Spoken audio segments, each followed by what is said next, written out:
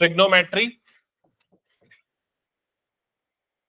Trigonometry आज एकदम basic बताऊंगा, कुछ बहुत ज्यादा नहीं बताने वाला हूं, लेकिन वो एकदम फंडामेंटल इंपॉर्टेंट है, ध्यान रखना। ठीक है, तो ट्रिग्नोमेट्री मैथमेटिक्स का जो ब्रांच है या जो फील्ड है वो पूरा राइट एंगल ट्राइंगल पे बेस्ड है। ठीक है, तो राइट एंगल ट्राइंगल के बारे में तो जानते हो, ये राइट एंगल ट्राइंगल है, और इस राइट एंगल ट्राइंगल में जो लॉन्गेस्ट साइड होती है उसको क्या बोलते हैं, हाइपोटेनियस। और उसकी अगर मुझे पोजीशन बताने की, लॉन्गेस्ट साइड कहां पर होती है, तो उसको कैसे बताते हैं, वो राइट एंगल की अपोजिट साइड होती है। क्लियर हुआ ये चीज? और बाकी जो बची हुई दो साइड्स है वो बेस और परपेंडिकुलर होंगी, डिपेंड करेगा ट्राइंगल का ओरिएंटेशन कैसा कैसा रखा हुआ है। जैसे कि अगर ट्राइंगल यहां पर स्टैंड कर रहा है तो इसको हम क्या बोल देंगे, ट्राइंगल का बेस, और यहां पर उसका हाइट जो है उसका क्या हो जाता है, परपेंडिकुलर। क्लियर हुआ ये चीज? ओके, अब राइट एंगल ट्राइंगल में एक थ्योरम अप्लाई होता है, उसका नाम क्या है, पाइथागोरस थ्योरम। पाइथागोरस थ्योरम क्या बोलता है, H square is equal to P square plus B square. तो ये बहुत कॉमनली हम अप्लाई करेंगे कई क्वेश्चंस में। क्लियर हुआ ये चीज? ठीक है, अब यहां पर अगर देखा जाए तीनों साइड्स के बारे में, परपेंडिकुलर, परपेंडिकुलर, बेस और हाइट, इन तीनों के रेशियोज के डिफरेंट कॉम्बिनेशन बन सकते हैं। जैसे कि सबसे फर्स्ट कॉम्बिनेशन बनेगा, वो बनेगा P अपॉन H का, मतलब परपेंडिकुलर अपॉन हाइपोटेनियस। दूसरा क्या हो सकता है, बेस अपॉन हाइपोटेनियस। और तीसरा क्या हो सकता है, परपेंडिकुलर अपॉन बेस। तो ऐसा करके तीन कॉम्बिनेशन बन गया तीनों साइड्स के रेशियोज का। क्या ये समझ में आया सभी को? इसके अलावा तीन उसके रेसिप्रोकल कॉम्बिनेशन भी बन सकते हैं, जैसे कि P अपॉन H का रेसिप्रोकल क्या हो जाएगा, H upon P। B upon H का क्या हो जाएगा, H अपॉन B। और लास्ट वाले का क्या हो जाएगा, B अपॉन P। क्लियर हुआ ये चीज? तो ये जो रेशियोज आपको दिख रहे हैं साइड्स के, इनको स्पेसिफिक नाम दिया गया है, जिनको बोलते हैं ट्रिग्नोमेट्रिक रेशियोज। क्लियर क्लियर हुआ ये चीज? और वो ट्रिग्नोमेट्रिक रेशियोज क्या क्या है वो देखते हैं। तो सबसे पहले ना, ट्रिग्नोमेट्रिक रेशियोज के लिए ना कोई एंगल स्पेसिफाई होना चाहिए। जैसे कि हम इस एंगल के रिस्पेक्ट में ले रहे हैं, मान लो ये वाला एंगल है थीटा। थीटा सिंपली एक सिंबल है जो कि एंगल को रिप्रेजेंट करने के लिए ज्यादातर यूज किया जाता है कई जगह पे। अगर थीटा पहली बार सुन रहे हो तो मैं बता रहा हूं, ठीक है, थीटा। और ये वाला भी सिंबल कई जगह पे यूज किया जाता है, इसको क्या बोला जाता है, पाई। ठीक है, तो थीटा फाई ये डिफरेंट सिंबल यूज होंगे मैथमेटिक्स में, तो कंफ्यूज नहीं होना है। ठीक है, तो यहां पर अगर मान लो ये वाला एंगल थीटा है, तो उसकी एडजेसेंट साइड जो होगी वो बेस कंसीडर होगी, और जो उसकी अपोजिट साइड है उसको हम क्या कंसीडर करेंगे, परपेंडिकुलर। अगर ये वाला एंगल फाई है और अगर मैं रेशियोज इसके रेस्पेक्ट में ले रहा हूं, तो बेस हम किसको लेंगे, ये वाले को, और परपेंडिकुलर किसको लेंगे, ये वाले को। समझ में आ रहा है ये चीज? तो जिस एंगल के रेस्पेक्ट में ले रहे हो उस एंगल के एडजेसेंट साइड को बेस लेना और अपोजिट साइड को परपेंडिकुलर लेना। क्लियर ये चीज? तो सबसे पहला जो ट्रिग्नोमेट्रिक रेशियो है उसको बोला जाता है साइन ऑफ एंगल। अब एंगल कौन सा है, मान लेते हैं इस एंगल को नाम दे देता हूं ए बी सी। तो आप थीटा भी बोल सकते हो या ए भी बोल सकते हो। तो sine of angle A will be P upon H, या फिर इसको इन शॉर्ट ऐसे भी रिप्रेजेंट किया जाता है, साइन और कैपिटल ए। सिन मत बोलना, साइन रीड किया जाता है, लिखा जाता है SIN। क्लियर हुआ ये चीज? ठीक है, फिर उसके बाद नेक्स्ट जो ट्रिग्नोमेट्रिक रेशियो होता है उसका नाम होता है कोसाइन, कोसाइन ऑफ एंगल ए। तो कोसाइन का शॉर्ट फॉर्म होता है कॉस ए। यहां पर अगर ध्यान दोगे तो दोनों वर्ड्स एक जैसे हैं, बस इसके सामने क्या आ गया है, को। ये को का मतलब होता है कॉम्प्लीमेंट्री। तो ये दोनों कॉम्प्लीमेंट्री पेयर होते हैं एक दूसरे के। समझ में आए ये चीज? क्योंकि राइट एंगल ट्राइंगल में एक एंगल तो राइट एंगल एंगल होता है, बाकी दोनों एंगल को क्या बोलते हैं, बाकी दोनों एंगल कौन से पेयर होते हैं, बाकी दोनों कॉम्प्लीमेंट्री पेयर होते हैं। क्यों? क्योंकि अगर एक 90 है तो बाकी दोनों का एडिशन कितना होगा, 90, क्योंकि टोटल 180 होता है ना। तो इस वजह से ये कॉम्प्लीमेंट्री पेयर होता है इसका। क्लियर ये चीज? तो ये साइन ए होता है P upon H, cos A होता है B अपॉन एच। ठीक है, और उसके बाद जो तीसरा ट्रिग्नोमेट्रिक रेशियो है उसका नाम होता है टेंजेंट ऑफ एंगल ए, और टेंजेंट ऑफ एंगल ए को शॉर्ट फॉर्म में टेन ए से डिनोट किया जाता है, और ये P अपॉन बी मतलब परपेंडिकुलर अपॉन बेस, इन दोनों साइड्स का रेशियो होता है। क्लियर सबको यहां तक? तो ये तीन ट्रिग्नोमेट्रिक रेशियो पहले ध्यान में रखने, साइन कॉस टेन ये हो गया, ठीक है। अब बाकी तीनों इसके रेसिप्रोकल पेयर के अलग अलग नाम है। तो सबसे पहले क्या आ रहा है, H अपॉन P, जो कि किसका रेसिप्रोकल है, साइन का। तो इसका नाम होता है कोसेक, फुल फॉर्म होता है कोसीकेंट, कोसीकेंट ऑफ एंगल ए, और शॉर्ट फॉर्म में इसको लिखा जाता है कोसेक ए, और इसकी वैल्यू क्या हो जाएगी, H अपॉन बी। थोड़ा सा कंफ्यूजन होता है, कॉस और कोसेक में कंफ्यूज मत होना, और रेसिप्रोकल पेयर भी थोड़े इसके डिफरेंट होते हैं, जैसे ये साइन का रेसिप्रोकल है कोसेक। क्लियर हुआ ये चीज? अच्छा ये मैंने गलत लिख दिया, ओके, H अपॉन पी।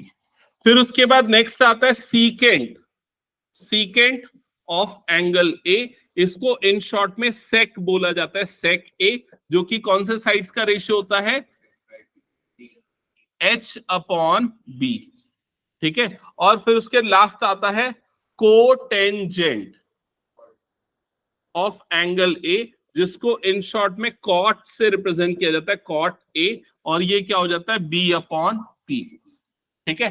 तो बेसिकली इस वाले पार्ट को डिलीट कर देता हूं, उसको कोई मतलब है नहीं, ठीक है। बेसिकली आपको जो नाम याद रखने हैं, sine cos tan cosec sec and cot, ये नाम आपको ध्यान में रखने पड़ेंगे। क्लियर हो गया ये चीज? और किस साइड्स का रेशियो ये देता है ये भी ध्यान में रखना पड़ेगा, ठीक है। अब जैसे मैंने बोला टेन ए कौन से साइड्स का रेशियो है, P अपॉन बी, तो ये याद रखना पड़ेगा। अगर मैंने पूछा कोसेक ए कौन से साइड्स का रेशियो है, H अपॉन पी, ये याद रखना पड़ेगा, ठीक है। इसके लिए मैंने एक स्टेटमेंट भी बताया था, याद होगा, क्या है बता, पंडित बद्री प्रसाद हरि हरि बोल, ठीक है। अब अगर इस ऑर्डर में हम इसको लिख दे, और यहां पर ट्रिग्नोमेट्रिक रेशियो पहले तीन वाले साइन कॉस और टेन को लिख दे, तो हमको पता चल जाएगा साइन कौन से साइड्स का रेशियो होता है, P अपॉन एच, कॉस किसका होता है, B अपॉन एच, और टेन किसका होता है, P अपॉन बी। क्लियर हुआ ये चीज? अब उसके रेसिप्रोकल भी ध्यान में रख लो, तो साइन का रेसिप्रोकल कौन सा होता है, कोसेक, तो ये कोसेक को इसके नीचे लिख दो तो समझ जाओगे कोसेक क्या होगा, H अपॉन पी, और कॉस का रेसिप्रोकल क्या होता है, सेक, तो सेक क्या होगा, H अपॉन बी, और टेन का रेसिप्रोकल क्या होता है, कॉट, तो वो क्या हो जाएगा, B अपॉन पी। क्लियर हुआ ये चीज? तो आपको ये दोनों चीजें, रेशियोज ध्यान में रखने पड़ेंगे और रेसिप्रोकल पेयर भी ध्यान में रखने पड़ेंगे। ये सब नोट कर लिया तो मैं क्वेश्चन दे रहा हूं, फिर स्टार्ट करेंगे हम अभी क्वेश्चन। हाँ बोल, क्या टेंजेंट? तो एक ट्रिग्नोमेट्रिक रेशियो का नाम है, उसके सामने जो एंगल होगा वो डिपेंड करेगा वो एंगल कितना है। अच्छा तूने टेंजेंट वो सर्कल्स पढ़ा है क्या स्कूल में? तो क्यों पूछ रहा है टेंजेंट के बारे में? आप बोले सर, हाँ अच्छा, मतलब उससे कोरिलेट कर रहा है क्या? साइन और कॉस कॉम्प्लीमेंट्री एंगल्स होते हैं, तो टेन जो है वो तीसरा एंगल होगा, ऐसा कोरिलेट कर? नहीं, ऐसा कुछ उससे रिलेशन नहीं है, ठीक है। टेंजेंट का एक्चुअली एक और मतलब होता है, मैं सोचा वो पूछ रहा है तो मैं वो बता दूं एक और मतलब क्या होता है। जैसे कि मान लो अगर हम एक सर्कल बना रहे, हो सकता है किसी ने सर्कल चैप्टर पढ़ लिया होगा तो ये वर्ड सुना होगा। अगर एक सर्कल बना रहे हैं और उस सर्कल से अगर मैं एक लाइन बनाऊं, जो लाइन उस सर्कल को दो पॉइंट पे कट करे, तो इस लाइन को बोला जाता है सीकेंट। और अगर एक और लाइन बनाओ जो इस सर्कल को एक पॉइंट पे कट करे, मतलब टच करके जाए, तो उसे बोला जाता है टेंजेंट। तो ये वर्ड सीकेंट और टेंजेंट इसी से समहाउ रिलेटेड है, और ये चैप्टर 10 आई थिंक सर्कल्स जो है उसके अंदर आता है, ठीक है। फिलहाल अभी हमको ये नहीं पढ़ना, यहां तक अभी नोट डाउन कर लो। कर लिया सबने नोट? फिर मैं पूछूं क्वेश्चंस? क्वेश्चंस मतलब फॉर्मूले पूछूंगा।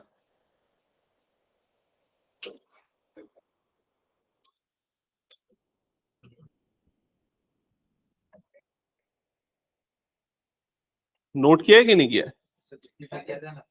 वो याद है वैसे भी, तो पिछली बार किया तो याद रहना चाहिए अगर नहीं नोट कर रहे हो तो, ठीक है। याद नहीं रहता वो। अच्छा, किसने किसने अटेंड नहीं किया था लास्ट टाइम? एक दो, बाकी सबने किया था। ऐसा क्यों आधा हाथ क्यों उठा रहे? हाँ, आधा दूर है, ठीक है, अच्छा, ठीक है, कोई बात नहीं। तो अभी हटा दूं मैं इसको, फिलहाल जो लिखा हूं जल्दी से लिख लो इसको। ये फुल फॉर्म जो है वो कभी यूज नहीं होंगे। ये फुल फॉर्म अगर कभी एमसीक्यू में पूछ दिया जाए, ट्रू फॉल्स में पूछ दिया जाए तो याद रखने पड़ेंगे, अदरवाइज हम हमेशा ये शॉर्ट फॉर्म ही यूज किया करेंगे, ठीक है। हो गया प्रियांशु, हो गया पीछे? ओके, तो चलो मेरा सबसे पहला क्वेश्चन ये है, अगर आपको ऐसा दिया हुआ है sine A is equals to 3/5, ठीक है, लिख लो पहले sine A is equal to 3/5।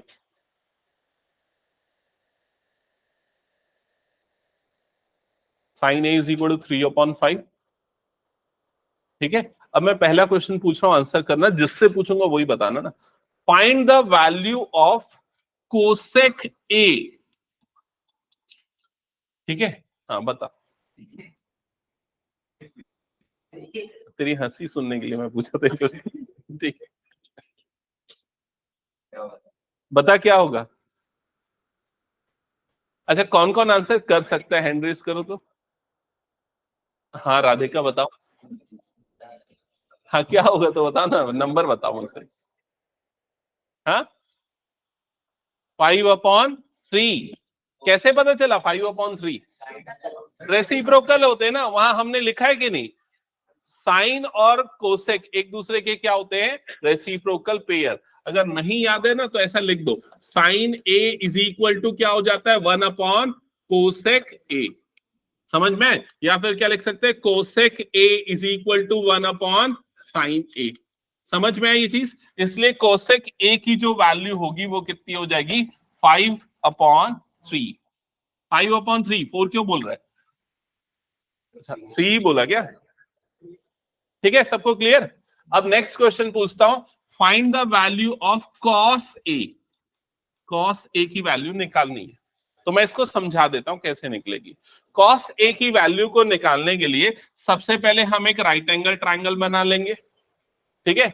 अब देखो साइन आपको कौन से साइड्स का रेशियो देखता है, टेबल देख के बताओ जो नोट किया अभी।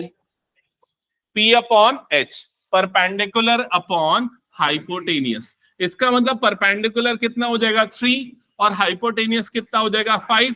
तो यहां पर परपेंडिकुलर की जगह पे आ गया 3, हाइपोटेनियस की जगह पे आ गया 5। क्या ये समझ में आया? ठीक है। अब कौन सा साइड बच गया, बेस। तो बेस कैसे निकलेगा, पाइथागोरस थ्योरम। तो यहां पर लगा दो Pythagoras theorem, h² is equal to p² plus b²। तो h hypotenuse 5² is equal to p perpendicular 3² plus base का स्क्वायर। तो 25 is equal to 9 plus b²। 9 उधर जाएगा तो 25 minus 9 is equal to b², और 25 माइनस 9 होता है 16 इज इक्वल टू b²। तो b की वैल्यू कितनी आ जाएगी 4। वैसे तो ये याद रखने चाहिए, पाइथागोरस ट्रिपलेट होते हैं 3 4 5। और कौन से होते हैं पता है, 6 8 और 10, और बहुत सारे होते हैं, वो सब आपको ध्यान में रखने पड़ेंगे, ठीक है। हाँ, सो बेस आ गया यहां पर 4, बेस आ गया 4। अब मैंने क्या पूछा यहां पर, कॉस ए की वैल्यू। तो कॉस ए की जो वैल्यू होगी बेस अपॉन हाइपोटेनियस, मतलब 4/5, ये हो जाएगा इसका आंसर। सबको क्लियर ये? हाँ बोलो। कॉस ए और tan c की वैल्यू सेम होगी। अभी ए बी सी मैंने अभी कुछ मार्किंग की नहीं है, अभी मैं सिंपल ऐसे ही बता रहा हूं, ठीक है। जो बोल रहे हैं लेकिन वो सही होगा, ठीक है। यहां तक सबको क्लियर? ओके। अब जो नेक्स्ट क्वेश्चन पूछा वो बताना, सेक ए की वैल्यू क्या होगी। सेक ए क्या होगा, 5/4, क्योंकि सेक और कॉस एक दूसरे के क्या होते हैं, रेसिप्रोकल। याद नहीं है तो यहां लिख लो क्योंकि काम आएगा। Cos A is equals to 1/sec A। या फिर sec a is equals to क्या हो जाएगा 1 cos a। क्लियर हुआ ये चीज सभी को? हाँ। नेक्स्ट tan a की वैल्यू क्या होगी? तो tan कैसे निकलता है? P/B से, परपेंडिकुलर अपॉन बेस से, और यहां पर परपेंडिकुलर कितना है 3 और बेस कितना है 4, तो tan a की वैल्यू कितनी हो जाएगी 3/4। क्लियर? लास्ट क्या बच गया यहां पर? cot a। तो cot और tan एक दूसरे के रेसिप्रोकल होते हैं, तो उसका रेसिप्रोकल कर दो तो कितना आ जाएगा 4/3। समझ में आया ये चीज? माधवी समझ में आई ये? ओके। रेयांशु? ओके, हटा दो इसको मैं फिर, कुछ डाउट है? श्रेयांश? चलो नेक्स्ट क्वेश्चन नोट डाउन करना। Find all the trigonometric ratios, find all the trigonometric ratios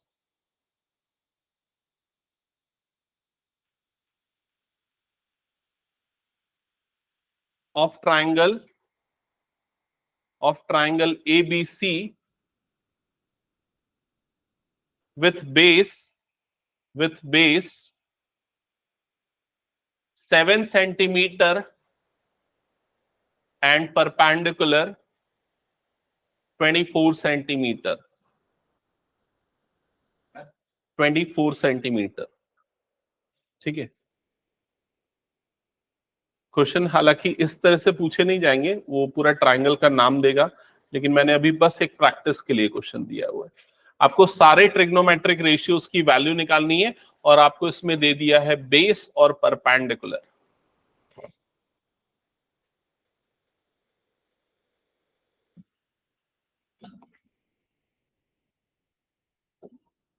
तो सबसे पहले हमने राइट एंगल ट्रायंगल बना दिया।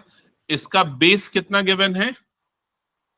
कितना गिवन था? बेस 7 और परपेंडिकुलर 24, ये दे दिया हुआ है। अब जो मिसिंग है वो निकाल लो, हाइपोटेनियस h। पाइथागोरस थ्योरम लगाना पड़ेगा।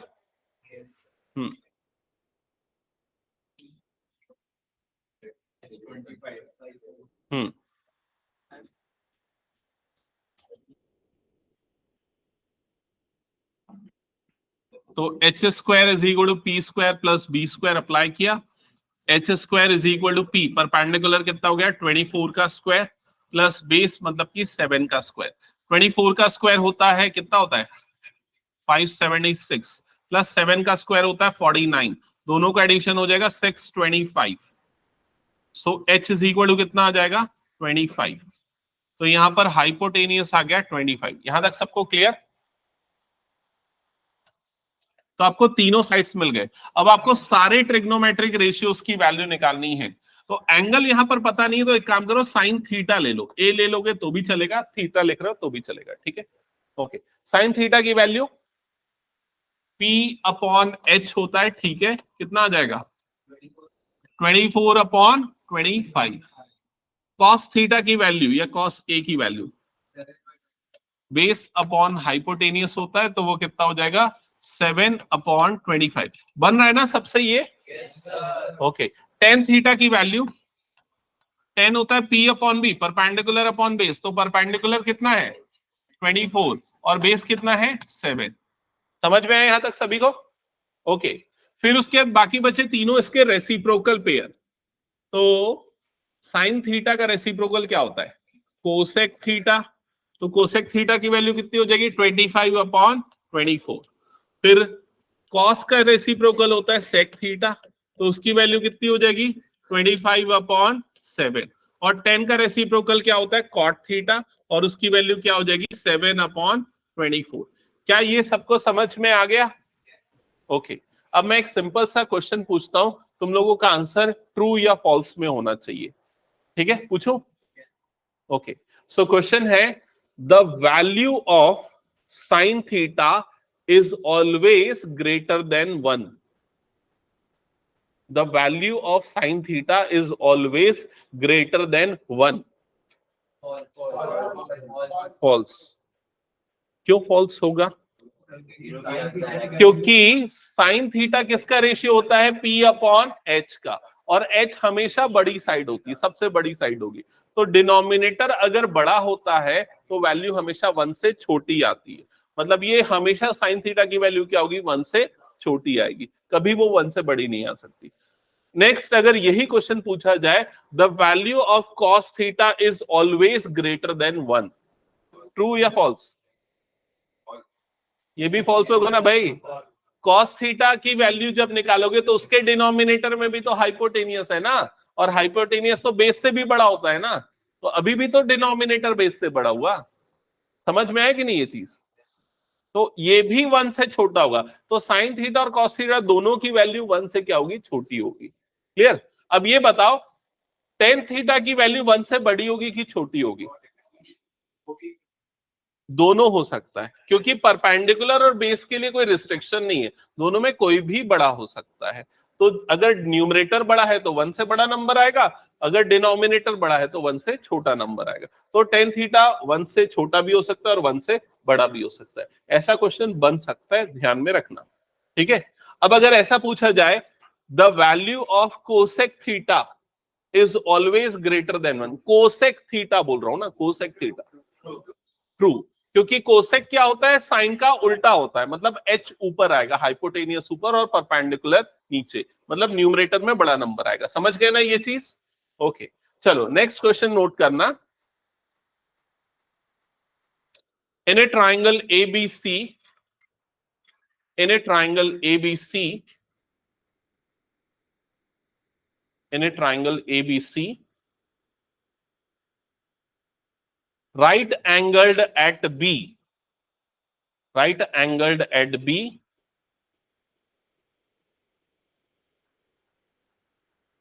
such that AB is equal to 8 centimeter and BC is equal to 6 centimeter. Full stop. Find the values of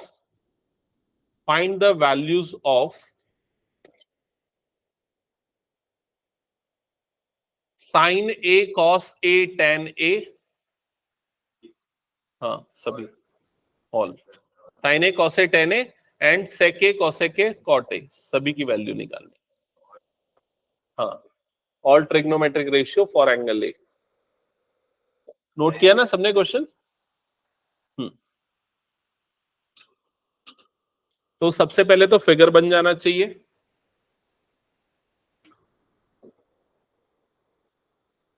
figure कुछ ऐसा बन जाएगा, राइट एंगल ट्राइंगल। अब राइट एंगल वाला वर्टेक्स किसको लेना है हमको? बी को। अरे लिखा है ना बी राइट एंगल है, तो ये बी। ए को ले लो नीचे, क्योंकि सारे ट्रिग्नोमेट्रिक रेशियो जो है वो ए के रेस्पेक्ट में ना, साइन ए कॉस ए टेन ए, तो ए वाला एंगल नीचे ले लो ताकि कंफ्यूजन ना हो, और सी वाला वर्टेक्स ऊपर आ जाएगा। ठीक है, यहां तक हो गया सभी का? हाँ, अब ए बी की लेंथ कितनी दी हुई है? 8, तो ये ए बी की लेंथ आ गई 8, बीसी की लेंथ कितनी दी हुई है? 6, तो बीसी की लेंथ आ गई 6। अब निकालोगे हाइपोटेनियस, वो आ जाएगा 10। पाइथागोरस थ्योरम, ये ट्रिपलेट है पाइथागोरस के, तो लगा देना, तो ये आ जाएगा 10। यहां तक हो गया सभी का? अब क्या क्या पूछा गया है क्वेश्चन में? साइन ए, तो साइन ए क्या होता है? P upon H, perpendicular upon hypotenuse, तो आंसर क्या आएगा? 6 अपॉन 10, मतलब कितना हो जाएगा? 3/5। कॉस ए की वैल्यू B अपॉन H, मतलब ये हो जाएगा 8 अपॉन 10, जो कि आ जाएगा 4 अपॉन 5, और फिर आ जाएगा 10A P अपॉन B, तो ये आ जाएगा 6 अपॉन 8, जो कि कितना हो जाएगा? 3 अपॉन 4। हो गया सबका यहां तक? फिर बाकी तो रेसिप्रोकल है, तो साइन का रेसिप्रोकल क्या है? रेयांशु बता, याद रखना पड़ेगा, ऐसा देखने की जरूरत नहीं पड़नी चाहिए। हाँ बता। कोसेक। साइन का रेसिप्रोकल क्या होता है? कोसेक। देखो ऐसे भी याद कर सकते हो, ये एस का रेसिप्रोकल सी होता है, कोसेक, समझ गए ना? और कॉस का रेसिप्रोकल क्या होता है? सेक। तो यहाँ पर सी का रेसिप्रोकल क्या हो जाएगा, ये ए है ना, हाँ। तो कॉस का रेसिप्रोकल हो जाएगा सेक, समझ गए ना, सी और एस का पेयर बनता है। हो गया सबको क्लियर?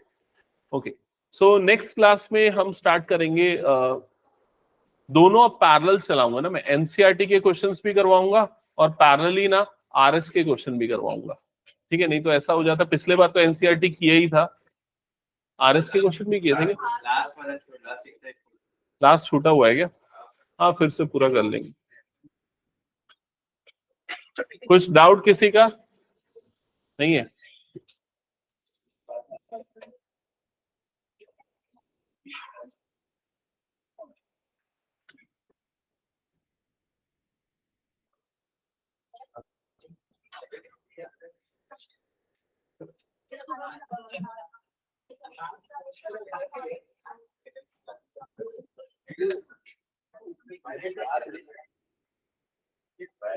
बाय बाय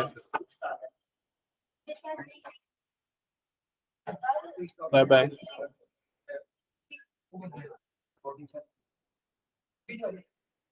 सर हाँ बोल प्रखर, सर क्यों वो नहीं आ रही? हाइपोटेन्यूस 10 नहीं आ रहा था। कुछ गलती कर रहा है कैलकुलेशन में? सर सही तो किया है। H square is equal to P square plus B square, ये लगाया। Yes sir. परपेंडिकुलर की जगह पे आएगा 6 का स्क्वायर और बेस की जगह पे आएगा 8 का स्क्वायर। 6 का स्क्वायर 36, 8 का स्क्वायर 64, दोनों का सम 100। अब बता कहाँ गलती किया? सर वैल्यू गलत ली थी बेस परपेंडिकुलर की। ठीक है, और क्या हुआ तेरी तबीयत ठीक नहीं हुई क्या? सर नेक्स्ट क्लास में आऊँ।